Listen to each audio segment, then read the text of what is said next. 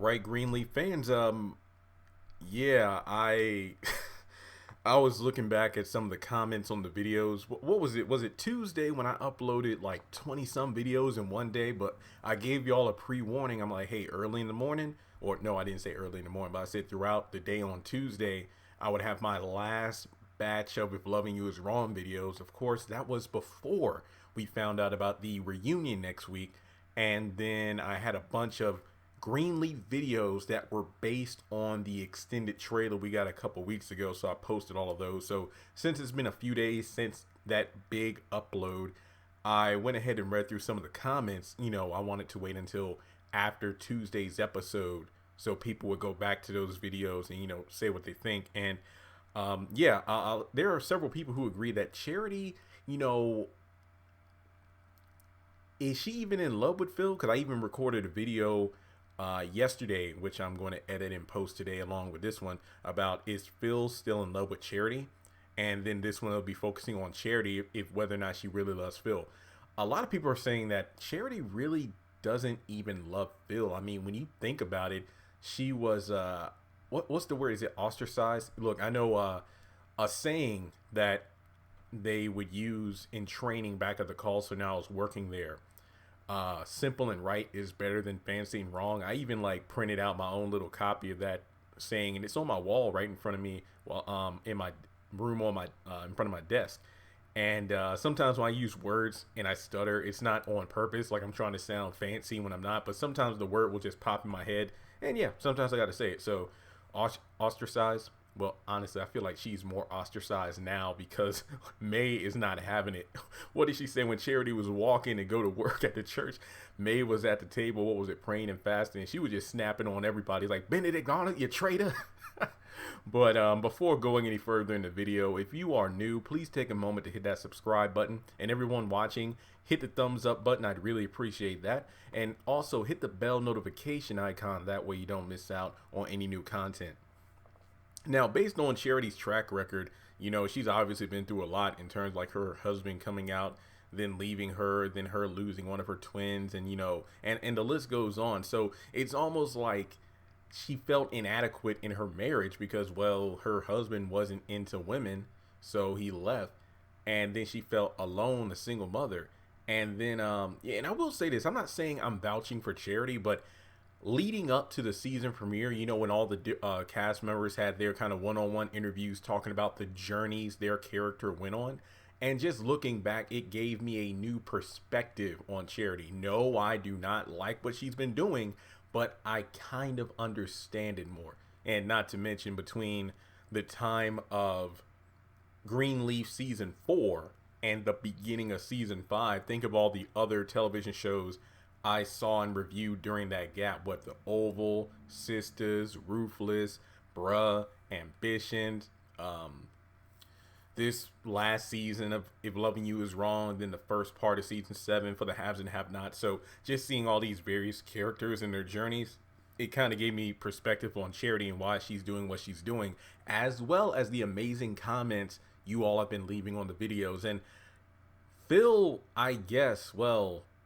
it makes sense that she would fall for him, despite the fact that it is kind of ridiculous when you think about it, because Greenleaf actually, unlike a lot of Tyler Perry shows, has good pacing. Like, days will pass by. It's not a situation where, oh, we had 22 episodes. Well, no, I don't even think their seasons are that long. It's like, oh, we had a 15 episode season and only like a day and a half passed. No, time goes by at a decent pace. So I mean, correct me if I'm wrong, but season 4 was when Phil started to kind of pursue Charity, if I'm not mistaken. And as a result of that, that's what Charity fell for him. And that was what, maybe not even a week? Correct me if I'm wrong, guys. It's been a while since season 4 aired, but it's like, I actually have some friends who are like that, who met their significant other, and they kind of just knew that they were the one, and some of them are married, they have kids now. But when you look at Charity, it's like Phil just went for the weakest one in the pack. It was just Phil's an opportunist, and Charity being vulnerable, obviously feeling like an outcast in her family, like she's not good enough, like she's not able to play a big role in getting the church back. She fell for the man who acted like he saw something in her that was, well, worth pursuing. So it's almost like her purpose shifted from, well, actually, she never gave up her desire to preach and whatnot, but it's almost like she didn't feel like the music part of the church was her true calling. So she wanted to see the grass is all, to see if the grass is always greener. Greenleaf. And then when it came to Phil, it's like not feeling a much love from her family, she felt love from the enemy. So it was almost like a toxic, well, an even more twisted version of Romeo and Juliet, except it involves the church this time, rivaling families, or in this case, rivaling churches. And Charity just kind of jumped at the opportunity. Sure, she was hesitant at first, but then she eventually gave in. But yeah, she was a bit annoying in season 4. Like every episode, it was the same thing over and over again. She would start off the episode, maybe kind of loathing herself over, something she did. And then she will tell Phil that I can't do this spy thing anymore. Then she comes across some random dirt on her family, and then she's kind of, not sure what to do with it. And then one of her family members will say or do something that pisses her off. And then from there, she'll tell Phil at the end of the episode. And then it's the endless cycle every single time. So it's really hard to sympathize with her. I feel like I understand Charity more, but I don't really, agree with her actions. But I will say this. I don't think she truly loves Phil. I just think she feels she loves the idea of being wanted, because that's something that she hasn't been receiving from her family lately. So when you looked at my episode review for the first day, which if you haven't, you ought to watch it. It was a great review, except for the part where I dropped my mic. Yeah, I didn't edit that out because I wanted to be vulnerable and open with you all. But I love that moment where Bishop was like, get in the car. It's like, you really want me to still go down to the church for the wedding with you? And then Bishop was like, Charity, get in the car. I love that moment. It's like, look, despite everything you've done, which was still low down, I want you to be a part of this reunion, if you will, between, well, the foundation of the Greenleaf family, which is May and Bishop. So that little moment right there might be a slight turning point for Charity. Maybe. I'm not 100% sure. But I do feel like at the end of the day, she will most likely choose her family over the AP position, over the church, and over Phil. But if you were to ask me, is Charity in love with Phil? I don't think so. I think right now it's almost like May and Charity are almost on the same journey in a sense. Hear me out. May's reaction to, I was actually shocked in this first episode when May was like, you know what? I don't even want that church back. I think she was telling that to Aaron. It's like, you know what? Hey, between you and me, don't tell us to anyone. I don't even want the church back. And I'm thinking to myself, is she saying this because I feel like Bishop was the one who had a true awakening last week, when he was speaking with Corinne, Misty, and I forgot the other woman who was on the couch. I remember when I saw the preview, I was like, wait a minute, is that Patti LaBelle's character? But no, it wasn't. After speaking with them and then seeing all those women looking at him, like the shepherd, it gave him a rejuvenation, a rejuvenated feeling of purpose, because after seeing May during her day with Lady May, he was like, you know what, that fire, passion, and all I had to lead people, that kind of fizzled out, but I saw that in you, and that's what kind of scared me. But after the meeting today with the women about what to do about the church, it just showed me that it's not over. Like the church itself, sure, we could let that go, but it's time to start a new church. And that's why I feel Bishop's reawakening came from. But with May, I'm like, does she really feel like, okay, it's time for me to move to another church because it's a sign from God? Or is she just feeling this way because she's still pissed about Bob saying May was going to pretty much be the new face of the Calvary H&H merger?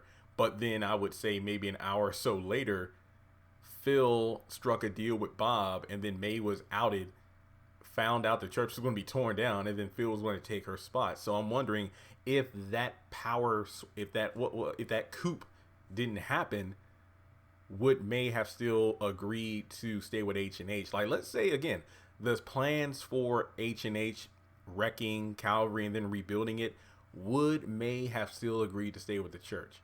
Same idea here with Charity. It's like, is she having second thoughts about H&H as time goes on? Because the choir director's like, hey, I'm quitting. And then Charity's like, I feel like quitting too. But I think at this point, Charity's just clinging to the AP position because she thinks that's all she has right now, because she lost Phil because of the whole, and I don't even want to say because of Judy. Phil made his own choices. It was pretty much, I've been working with Bob for 20 years for this position. I can't give it up. So pretty much it was the job or Charity, and he chose the job, which pretty much included Judy. So I think that alone shows you that Phil, staring at as many Charity pictures as he wants to, he loves his career more than Charity, because honestly, again, I don't even think they knew each other 20 days versus 20 years working for a specific job. And not to mention, you got to look at this from, if I were Phil, it's like, would I really want to marry someone I don't want to, even though Judy's fine as heck? So I don't know what the heck is wrong with Phil. It's like, would I really want to marry someone don't want to, just because I want a job? When I looked at, if anything, you would think Phil would look at Bob side-eyed. It's like, all these years I've been working for you, and not only do you put Grace in front of me first, but then once Grace stepped down, you put May in front of me. So it's almost like he had to beg and pretty much give up his life essentially just to get this job. And Phil, is it really worth it? Like, for real, I really don't get that. So with Charity, I feel like she thinks the AP position is all she really has, but I feel like as this season goes on, she will learn that her family is still there for her, despite what she's done to them. And maybe at that point she'll quit and then rejoin the family. I was about to say the group, because again, I'm still on that Jermaine Jackson comparison, like when he stayed at Motown when the Jacksons left, but then he eventually rejoined them. So because his solo career wasn't much, and over time, he came back to the family.